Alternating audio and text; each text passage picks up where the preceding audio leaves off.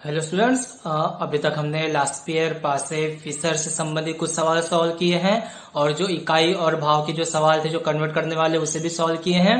अच्छे से सवाल सॉल्व कीजिएगा, कॉन्सेप्ट अच्छे से समझिएगा क्योंकि जो चैप्टर है हमारा वो कुछ दिनों में एंडिंग ही हो जाएगा। और इसके बाद जो अकाउंट है, अकाउंट के जो नॉर्मली चैप्टर से जो हम as a video through solution कर सकते हैं वो चैप्टर चालू कर देंगे। बस इतना है कि नॉर्मली जिस हिसाब से प्रैक्टिस होती है एक समय फिक्स कर लीजिए कि मुझे इतना करना है, इस हिसाब से करना है, क्योंकि खाली बैठे हो। नॉर्मली आप चाहो तो बहुत बेटर अपने आप को अपडेट कर सकते हो क्योंकि एग्जाम आपकी जो 12वीं बोर्ड की एग्जाम है उसके लिए तैयारी बहुत अच्छे से आपसे हो सकती है क्योंकि फिलहाल अभी कोई इतना टेंशन नहीं है किसी चीज का, ना स्कूल का प्रेशर है ना इधर का है। चाहो तो अपने आप को और अपडेट कर सकते हो। हमेशा अपने आप को अपडेट करने की ही कोशिश रखना। आपके पास बुक्स हो तो उसे भी पढ़ते रहो, इको बीए जितना समझ में उतना करते रहो। जैसे हमारी ऑफलाइन क्लासेस चालू होती है, जब हम एक्सप्लेन करेंगे समझाएंगे तो आपको और अच्छे तरीके से समझ में आएगा, अर्थात कि दिमाग में बहुत अच्छे से जाएगा, जो निकलेगा नहीं। ठीक है, जल्दी से। यानी आप चाहो तो और बेटर अपने आप को अपडेट कर सकते हो। ठीक है, जितना हमसे कोशिश हो सकती है अब तक उतनी चीजें पहुंचाने की जरूर कोशिश करेंगे। जहां भी आपको डाउट लगता है, कुछ होता है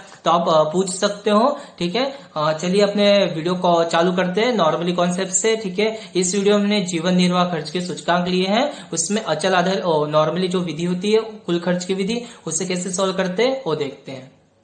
जैसे कि ऊपर देख सकते हो स्टूडेंट्स, आज हमने जीवन निर्वाह खर्च का सूचकांक किस हिसाब से निकालते हैं उसे लिया हुआ है। कुछ इतना हार्ड नहीं है भी, लेकिन नॉर्मली इसके जो कॉन्सेप्ट है कॉन्सेप्ट अच्छे से ध्यान रखिएगा। ठीक है, नॉर्मली कॉन्सेप्ट बेस पे इसका मेन कॉन्सेप्ट ही है। ठीक है, जो जीवन निर्वाह खर्च के सूचकांक है उसमें हमें दो विधि देखने को मिलेगी। सबसे पहले इस कुल खर्च की विधि, ठीक है, और दूसरा हमारे पास है पारिवारिक अंदाज पत्र की विधि। ये दो विधि है, इसके अंदर दो विधि के द्वारा सॉल्व किया जाता है। इस वीडियो में हम नॉर्मली सिर्फ कुल खर्च की विधि क्या होती है, किस हिसाब से होता है, इसके सूत्र क्या है, कॉन्सेप्ट क्या वो देखेंगे। जैसे कि आप ऊपर देख सकते हो कुल खर्च की विधि हमने आज ली हुई है। कुल खर्च की विधि के आधार पे हम जीवन निर्वाह का सूचकांक निकालेंगे जिसे आई नाम दिया जाता है। इसके दो कॉन्सेप्ट है। कुल खर्च की विधि चलती है मात्रा के हिसाब से, ध्यान रखिएगा किसके हिसाब से, मात्रा। हमें कहाँ फोकस देना है, मात्रा पे फोकस देना है। ठीक है, तो मात्रा हमें पास दो देखने को मिलती है सर। गत वर्ष की भी मात्रा होती है और चालू वर्ष की भी मात्रा होती है। उसी दो आधार के ऊपर इसके कॉन्सेप्ट फॉलो होते हैं। देखिए जी किस हिसाब से है। जब हमें सवाल में आधार वर्ष अर्थात कि गत वर्ष की मात्रा दी हो, ठीक है, जो पिछला वर्ष अगर उसकी मात्रा सवाल में दी हो तो हमारा सूत्र फॉलो होता है लास्पेयर का सूत्र। ठीक है, ध्यान रखिएगा। चालू वर्ष की मात्रा नहीं है, मात्रा कौन सी है, पिछले वर्ष की, गत वर्ष की। अगर सवाल में गत वर्ष की मात्रा हो तो कौन सा सूत्र फॉलो करता है, लास्पेयर का सूत्र। और लास्पेयर का सूत्र तो आपको पता ही है किस हिसाब से, ऊपर स्क्रीन पे आप देख सकते हो। लेकिन एक चीज ध्यान रखिएगा, लास्पेयर के सूत्र का हम सिंबल क्या देते थे, IL।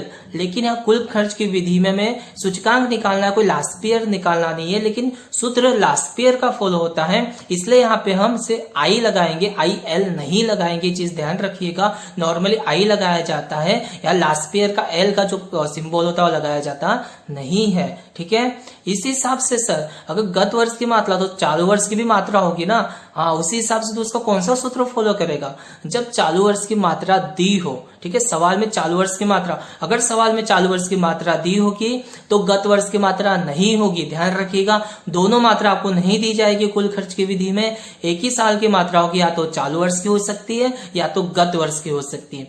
जब सवाल में चालू वर्ष की मात्रा दी हो तब वह सूत्र फॉलो करता है पासे का। ठीक है, पासे का सूत्र तो आपको पता ही अभी क्या है, इसमें भी वही सर, ओनली I लिखेंगे, पासे का जो P का सिंबल है उसे दर्शाना नहीं है। ठीक है, ध्यान रखिएगा। इस आधार पर हम सवाल लेते हैं, सवाल को अच्छे से समझिएगा क्योंकि सवाल से पता चलेगा कि मुझे कौन सा सूत्र फॉलो करना है, लास्पेयर का कि पासे का। देखिए सवाल किस हिसाब से है, दी गई जानकारी से वर्ष 2014 के आधार पर 2015 वर्ष के लिए कुल खर्च की विधि द्वारा, देखिए हमें दे ही दिया कुल खर्च की विधि द्वारा जीवन निर्वाह खर्च का सूचकांक ज्ञात करना है। ठीक है, विधि क्लियर है कुल खर्च की। 2014 मेरा गत वर्ष है, 2015 मेरा चालू वर्ष है, वर्तमान वर्ष। लेकिन सर यहाँ से मुझे कुल खर्च की विधि में लास्पेयर का फॉलो करना है कि पासे का, वो कहाँ से पता चलेगा, जब मेरे पास सवाल फाइनली आएगा उसमें मात्रा किसकी दी गई होगी वह। ठीक है, उससे हम पता करेंगे। तो सवाल इसी प्रकार से है, वस्तु दी के रखी है, इकाई है, 2014 की मात्रा है, 2014 का भाव है और 2015 का भाव है। देखिए सवाल में 2014 मेरा गत वर्ष है, ठीक है, उसकी मात्रा दी, अगर गत वर्ष की मात्रा दी हो तो कौन सा फॉलो करेगा, मेरा लास्पियर का सूत्र, ठीक है। और सवाल पे देख सकते हो 2015 की मात्रा नहीं है, मात्रा एक ही वर्ष की रहेगी हमारे पास, ठीक है। अर्थात कि सर इस सवाल को हम लास्पियर के सूत्र के आधार पर फॉलो करेंगे, ठीक है। जो सॉल्यूशन है हम फटाफट करने की कोशिश करेंगे।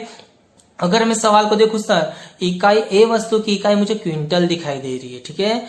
सबसे पहले इस क्विंटल को मुझे चेंज करना पड़ेगा। एक क्विंटल बराबर कितना किलोग्राम, 100 किलोग्राम। 100 किलोग्राम में हम चेंज कर दिए। अगर यहाँ पे देखो डिजिट 100 की मिल रही है सामने, तो मेरे भाव को मैं सबसे पहले चेंज करूंगा। भाव है 1600 1800, इसको 100 से भाग दिया जाएगा तो 16 और 18 बन जाएंगे, ठीक है। बाकी तो किसी भी इकाई में मुझे सामने कोई संख्या दिखाई नहीं दे रही है, अर्थात भाव में चेंज होगा नहीं। सबकी मैं इकाई एक बार देख लूं तो ए वस्तु की किलोग्राम किलोग्राम बनी गई है, कोई इकाई में भी चेंज नहीं, मात्रा में भी चेंज नहीं। बी वस्तु भी किलोग्राम ही है, दोनों में मात्रा में भी चेंज नहीं। सी वस्तु में भी नहीं दिख रही है। डी वस्तु में भी कोई चेंज नहीं होगा। ई में भी कोई चेंज देखने को नहीं मिलेगा और एफ में भी कोई चेंज देखने को नहीं मिलेगा, क्योंकि सबकी मात्रा सेम ही है, ठीक है। इस हिसाब से सॉल्यूशन करेंगे नॉर्मली, अर्थात कि मुझे लास्पियर का सूत्र फॉलो करना पड़ेगा, ठीक है। सबसे पहले जो 100 इकाई है, ठीक है, ए वस्तु की, उसको हम चेंज कर देते हैं और बाजू में 2 कॉलम भी क्रिएट कर देते हैं लास्पियर के आधार पर, अर्थात कि P1 Q0 P0 Q0, ठीक है। इसको हम डायरेक्टली सॉल्यूशन करते हैं। सॉल्यूशन आपको पता ही है अब किस हिसाब से हमें करना है, तो आंसर आप देख सकते हो स्क्रीन पे किस हिसाब से आएंगे हमारे पास। यहाँ पे P1 Q0 का आंसर है 6480 जो टोटल आ गया, और P0 Q0 का टोटल आ जाएगा हमारे पास 4580, ठीक है। चलिए सॉल्व किस हिसाब से किया जाता है, प्रेजेंटेशन के आधार पे। सबसे पहले हमें लिखना पड़ेगा कुल खर्च की विधि से सूचकांक, ठीक है, वही हमें ज्ञात करना है। और यहाँ पे लास्पियर का सूत्र फॉलो का, इसलिए लास्पियर का हमने सूत्र लिख दिया है, लेकिन ध्यान रखिएगा एल में लास्पियर का सिंबल एल दर्शाना नहीं है, ठीक है। P1 Q0 का आंसर था हमारे पास 6480, P0 Q0 का हम आंसर निकाल चुके हैं 4580 इंटू 100। इसको सोल्व कर देंगे तो हमारे पास आंसर आ जाएगा 141.48%, ठीक है। इस हिसाब से हमारा जो अचल कुल खर्च की विधि वो फॉलो होती है, ठीक है। इसमें मात्रा महत्वपूर्ण है, ध्यान रखिएगा, मात्रा के आधार पे सॉल्यूशन किया जाएगा, ठीक है। जाते जाते एक सवाल देते हैं, सेम वही सवाल है लेकिन कुछ आंकड़े चेंज होंगे, आप उसकी प्रैक्टिस रखिएगा ताकि आपके जो कॉन्सेप्ट और बेटर हो जाएंगे।